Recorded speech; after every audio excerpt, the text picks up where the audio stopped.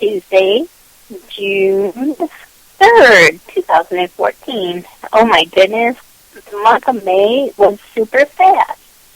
I want to thank some of our sponsors for DTM Wicked Radio.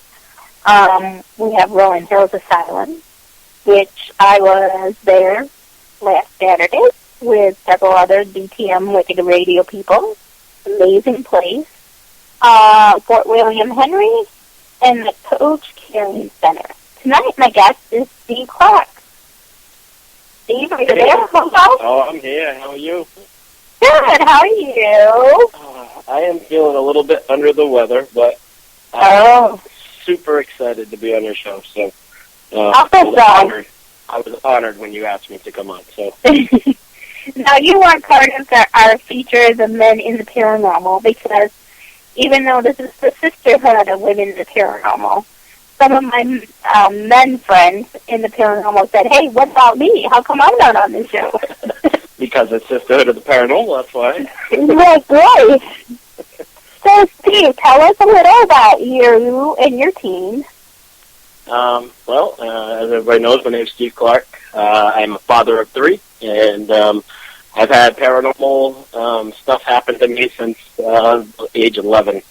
Obviously, back then, not socially acceptable, really, to be talking about it and things like that. But as the godfathers of TV made it more acceptable, it became more of a conversational piece with me and a friend of mine, and we decided to start our group, STURS, which is Seeking an Unknown Realm Society. It has gone through many changes since 2010. But our goal and our reasoning for being here is actually still the same, if not stronger. And that's to help people that are dealing with the paranormal in any sense. Better explain it, better deal with it. And just, to give a person that, a shoulder, the person to talk to that isn't going to judge them as being crazy. Right. We've kept that intact. We've helped. Like I've always said, if I can help one person, I've done something good. So, and I think I've done that already, probably even 2 months ago. So. Right. That is, and I had a chance to investigate with you and your team is simply amazing and very professional. And thank you. We try to base ourselves on respect, respecting other teams, respecting other people's views, respecting the spirits. That's a big one. Respecting the property of these clients.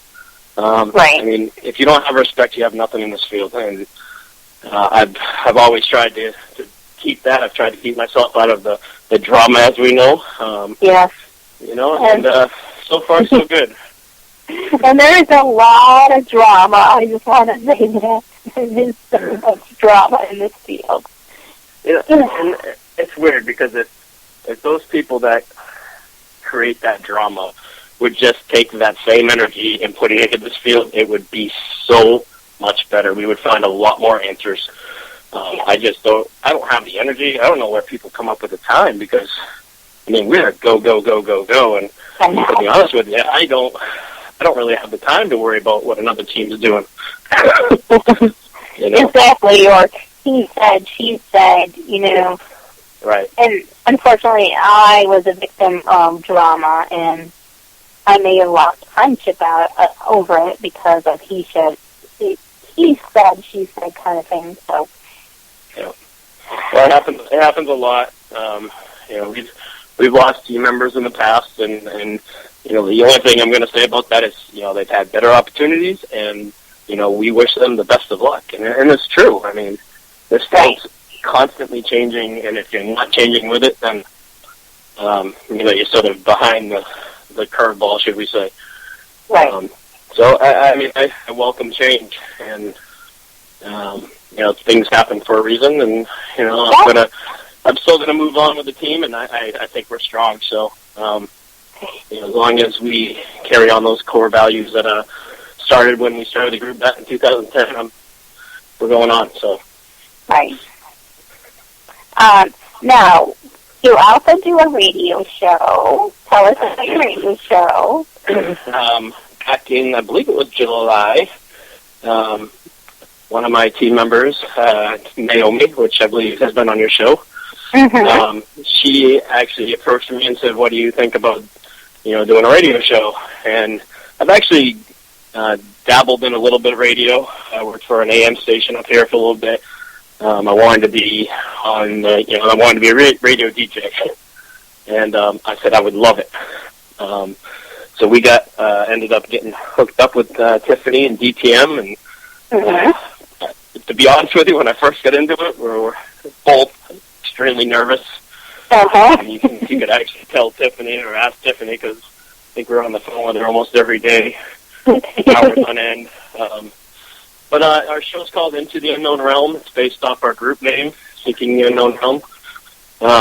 And, I sort of like to say that we talk to a lot of people that, the common person wouldn't talk to. We try to do that anyways.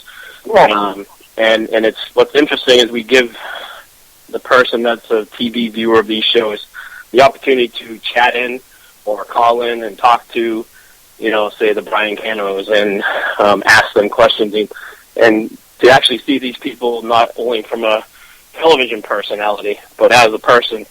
I've met some super people, and it's just between me and my co-host Naomi, we've met some really great people, and these people are what you see on TV is what you get. I mean, they're down to earth, they're funny, they're great people, as you know.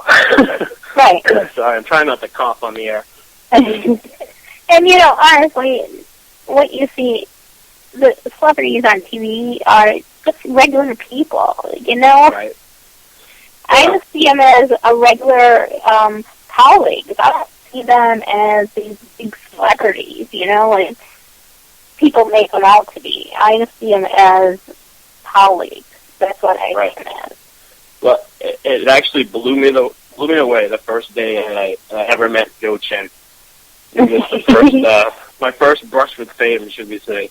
And I was sitting right beside him. I took a picture with him and the whole groups, and it was just like, he's like, oh, you do this and you do that, and he's like, you got evidence you want to show me? I'm like, really?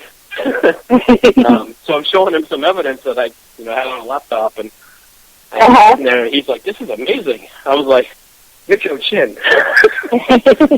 Joe Chin's sitting here looking at my evidence, Since then, I've met Joe multiple times. And actually, like you said, you treat him like colleagues. I actually was going to a location that he'd just gone to 2 weeks before, and as he come off the stage at a Ocean State Paracon, he actually had stopped him and said, hey, can I pick your brain for a second? More than willing to do it. Came right up to me and, told me where the hot spots were, where he thinks, camera shots should have been. We must have talked for a good half hour about the location we were going. And, that's huge. Instead of him holding on to that information, he's sharing it with other teams. Because, not just because he's Joe Chin, but because he's an investigator, he's had time in this. He might know something that will work a little better than I might. And that's the true thing of paranormal unity, if you ask me. So, but yeah, it's not all about the celebrities. Like last night, we actually talked to one of our listeners, and it was just all about ghost stories and the creepiest things that's ever happened to him. So we mix it up a little bit. The best thing is we have fun with it. So that's what you should do with everything you do in this field. Right. Now, we recently went to an event earlier in the month of May, and then we recently investigated one of our sponsors, Rolling Hills Asylum. Awesome place. I tell you guys way too much. What are you saying? You don't like hanging out with us? I love hanging out with you guys. With the little family? With the little family. No, you gotta say the little family. Yeah, I can't. My voice ain't gonna let me today. The little family. That's the closest I can get. Now, tell us some of your, you were recently, can we say that you recently were, in early month of May, you were a little ghost bait, weren't you? Yes, I was not on the TV show, but I was used as ghost bait at Parahistory Con. Yeah. The gentleman that runs the show, I believe his name's Bill. Right. Had him and his co-part were there, and they did a raffle, and they put the burlap sack on my head as I won the raffle, and brought me to a location on the property, and basically did everything they would do on the TV show and filmed it. I yet haven't got the footage, but it's still coming, I guess. Definitely an interesting experience. I was psyched to get it, and it's funny because Joe Chin had the table right across from us, and as soon as I won it, Joe says, "Hey, it was nice knowing you." So, did a little shout out to Joe yesterday on the radio saying I'm still here. But yeah, that was I'm sorry, go ahead. I was just going to say, it was I'm always up for these types of experiences and different ways of doing things and different, I guess, aspects or ways of looking at investigating. Right. And if no one's seen the show Ghost Bait, what they do is they put a burlap sack over your head so you are completely blind. They bring you to a location, whether it's in your state or not. They will drive you with a burlap sack so you don't know where you are, to a haunted location. They escort you in. You have 2 cameras, one in front of you and one behind you, filming everything, and a radio, along with some equipment. So like I had a K2 meter, voice recorder, stuff like that. But they lock you into this location, and then as they leave the premises, they radio to you the history of where you're standing. And then tell you to take the bag off your head. So when I did this, I was actually, from what I was told, I guess when they dug up the parking lot at where Fort William Henry is, they found thousands of unnamed bodies. Right. And this building they put me in was actually a building they brought these bodies to try to find out who these people were, do dental records, stuff like that. And I'll tell you, it was creepy. It was definitely creepy. I was seeing shadows that were moving from underneath the door, pacing an L shape, so it was going 2 walls. And the guys outside radioed into me that nobody was out front of the building. I showed them on the camera what was happening. Right. And then when I actually went outside the building, there was no possibility that anybody could have walked that path because there was a fence in between it. Little weird, but was touched inside. It heightens all your sensitivity with your hearing and your your feeling and stuff because your sight's taken away. Definitely a neat experience. That's interesting. Yeah. I wonder if we could do that to one of our team members. Well, I don't know if you saw when I got out of the truck at Rolling Hills, Brad ended up disappearing, I guess. And when I walked up to the ramp to go into Rolling Hills, he comes out with a burlap sack. And he's like, hey, he's like, I knew it was you. He's like, I thought you'd want this. I'm like, put it on, let's go. I love Rolling Hills. The things I've seen and the experience of Rolling Hills, by far my creepiest place ever. And that's a good creepy. That's not, for an investigator, that's what I want. I want activity all over the place. I want things that I can't explain. Right. Do you want to talk about some of your experiences at Rolling Hills? Because I've had experiences every time I went to Rolling Hills. So. Yeah, I can. So just for one experience, myself or Naomi and myself were in what they call Shadow Hallway. I was down with a group of people, and we used Naomi as the bait. We put her in a wheelchair, and I was about 100 feet away from her. I was videotaping, and I was also using a thermal imaging camera. Right. And she was saying that she was hearing talking from all around her. So as, she's sitting there saying, help me, help me, one of our thermal images actually looks like a little girl coming out of the wall in front of me. You can clearly see her dress. You can clearly see her legs and her arms. That was number one. Also in that same instant, we had a little boy that actually, possibly because everybody in our group heard it, says, help me. And we caught that on the camera as well. Later in the night, when we broke away from the groups, Naomi and myself were walking one floor above that. I believe it was one floor. I get mixed up in that building so bad. It's either the floor above or below Shadow Hallway. Okay. It's below it. There's a glass atrium area. We walked down the hall. George Lopez and a few of our other friends, Bob Christopher and Jiggy from, I want to say it's Boston Paranormal. Okay. I think I probably have that messed up, but anyways, it's Jiggy. They're all sitting and doing what they call a hack shack, a ghost box session. I'm very skeptical about it, but as we walked by the door, coming back from that glass atrium area, I heard George Lopez say, can you say my friend's name 3 times? And you hear, clear as day, and immediately, Bob Christopher, Bob Christopher, Bob Christopher. Wow.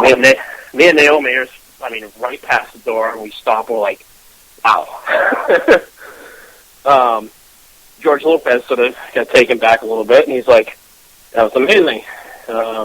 You say my friend's name 3 times again, and you hear Bob Christopher, again, Bob Christopher.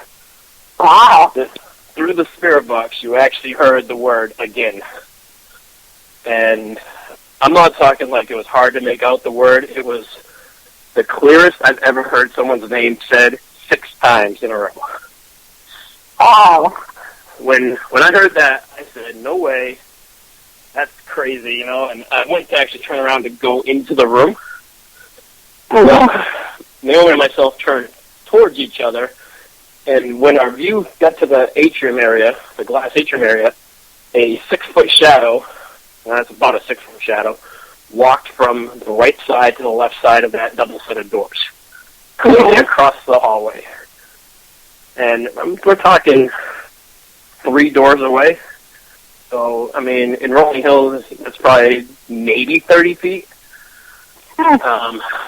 Clearly could see it. Head, shoulders, arms, legs.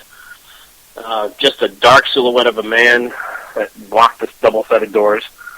I sort of shook my head and was like, I'm not saying what I saw because I'm trying to process this. Naomi says, did you just see that? And at this point, I'm like, awesome, someone else saw it. And I said, what was that? She goes, the shadow that just walked. I said, right to left? She goes, yep. Insane. To this day, I'm still like, what did I just see? But, that was the last time we went. This time we were down in the butcher's room. We had 3 flashlights set up on the table. We had Brad come down with us, which for people that don't know is Sharon, the owner's boyfriend. And amazing guy. Oh, yeah. Really nice guy, amazing guy. Been there thousands of times, so this guy is full of information and knowledge of the place. It was an honor for him to come down with us. But as we had the flashlights on, we were saying, can you turn on one flashlight with one clap, two claps with the other flashlight? So randomly we would just generate claps, and the flashlights would come on and off per like we were doing. And I'm not saying, you'd clap, and then, 10 seconds later the light would come on. It would be instantaneously. Naomi would ask for the lights to get shut off, and they would sort of not really do it, and then I'd say, "Oh, come on, we're tight. Me and you, shut that light off." The light would go out. So when Brad came down, we actually brought a third flashlight into the mix, and as we set it up to point to 3 different individuals. And I would say, all right, or Naomi would say, all right, turn on the flashlight that's pointed towards Brad, and his light would come on. We'd be like, all right, shut that one off, the light would go off. Turn on the one that's pointed towards Dan, and the light would come on. You could ask 2 of them to come on. They would just do it. It was amazing. I've never seen a flashlight session that accurate. We also caught some pretty cool pictures of what to me look like aliens, but... Yeah. Sharon did show us a picture that looked like an alien. Yeah, and you know... That another investigator got. I mean, I've seen that picture you're talking about, and what I have... it just baffles me, like, why is some of the spirits looking like an alien being? Right. It was baffling. You know, I'm just sort of trying to think back in the day when that place was open. I mean, there was word that they did medical experiments on people, right? Mm-hmm. Up in that the shock therapy room and stuff. Yeah. I wonder if they had like birth defects where they're, you know, if there was anybody with a birth defect that had like a skull that was deformed or whatever. I don't know. I don't either. That would make sense, you know, the look anyways, but right. Neither here nor there. But I love that place. Just really a long drive for us. So, I know. It's only 2 hours for me, but... It was a 15-hour round trip for us, so... Wow. And see, this is what people don't understand. If you want to be a ghost hunter, this is what you do. I drove 15 hours round trip to walk through a building that's abandoned for 8 hours. Yeah. Matter of fact, I went to an insane asylum, which I guess that's a perfect place for me because I did that. So. Yeah. Yeah. And you sit for hours until something happens. Oh, yeah. And that might not be anything that happens, so. Yes, that's right. I love the fact that, you know, I got asked today, oh, so you're a ghost hunter. Yep. And I wait for the questions because I know they're coming. You know, everybody sees what's on TV, and they think it's, you know, easy, and, you know, what they see on TV is what happens. They don't realize that those guys have a lot of people that do their evidence for them, some TV shows, and these aren't done in commercial breaks. Right. So, hours of recordings and hours of listening to those recordings. And by the way, it's tedious. It drives me insane. Yep. I'm like, oh my God. Oh my God, I can't take it. When you do catch that one thing, though, yeah, it is amazing. It blows you away. I don't really want to say it yet, but I've already listened to like half of my recorder from Rolling Hills. Me being out of the weather really hasn't wanted me to do that, but the first half of the night, we have direct answers, the direct questions, and most of them relate around Jack's door. The Jack or Jake, I get it mixed up. Huh. The end of the hallway where he blocks out the window. Yes. Is that Jake or Jack? I think it's Jack. I think it's Jack. Yeah. I have male voice responding to questions about, like I asked if you can look out the window to see who's in your hallway, and I don't know this for a fact because I haven't dissected it yet, but it sounds like a gentleman says, I can see. Wow. Yeah, it's, you know, it's just when you get those things, it's like, wow. Is that what I think it said? Huh. But, you know, it's sort of how I do things is I break down my own gear, as in evidence-wise. Uh-huh. Naomi will break down hers. The other 4 members of our team will break down their own stuff. And then we all come together as a team and listen to everybody's evidence and we'll break it apart like, oh, that was so-and-so, or that sounded like Naomi to me. And if we even think it sounds like somebody or we have an explanation for it, we throw it out. And that's, we don't want to have somebody say, well, yeah, that could be it. It could be. You're right. And if somebody does that, even when we present something, okay, we'll take that into consideration, because who am I to say that it isn't that? If someone has an explanation, then, that could be it. So I'd rather have something that's paranormal 100% and that no one has an explanation for, and we'll go from there. So. Right. Steve, we could talk forever, but I got to end this show. We over time?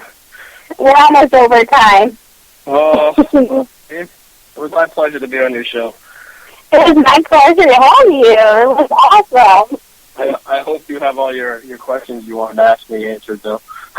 Yeah, you did great. And so, where can people find you before we end? Give us your website. I am, our website to my team is seekingtheunknownrealmsociety.com. We have a Facebook page at STURS PI. Just type in STURS PI, and it's S.T.U.R.S PI. That's Facebook. We also have Into the Unknown Realm, which is also a Facebook. We have a white page and a regular page. And if you go on to any one of those, there's links to everything. So, and we have upcoming, we're going to Ocean State Paracon there, and we're also going to be at Terracon next week. So, wow. Look those up and come up and say hi to us.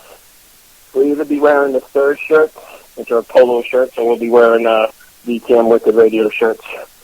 So, awesome. Come up and say hi. We'd love to talk to people. So. And you're going to be at the Ocean City Terracon, right? Ocean State Paracon in Rhode Island. Yep. That's going to be a not-missed event. It's being held in the location that the Conjuring was held. That the Conjuring happened. Yep. And right now, I believe Andrea Perrin's going to be there, and John Zapp. I am hoping, and there's nothing confirmed, but I'm hoping that another person that's a big name in the paranormal will be there. I have not heard anything confirmed or denied, but I would love to see this person show up there. And I don't want to give the name because it's big. If you know anything about The Conjuring, you probably know who I'm talking about. So. Oh, yes? Okay. Now I know. Like I said, there's no word that person will be there. But I would love, just like everybody, I'd love to talk to this individual. So. Yeah. That would be amazing. That's what we got coming up, along with investigations, but I'm busy. Yep. That is awesome. I want to thank you for coming on my show, and I want to thank my listeners for coming on the show. Thank you guys so much. Have a good night, everyone. Bye, Steve. Good night. Bye.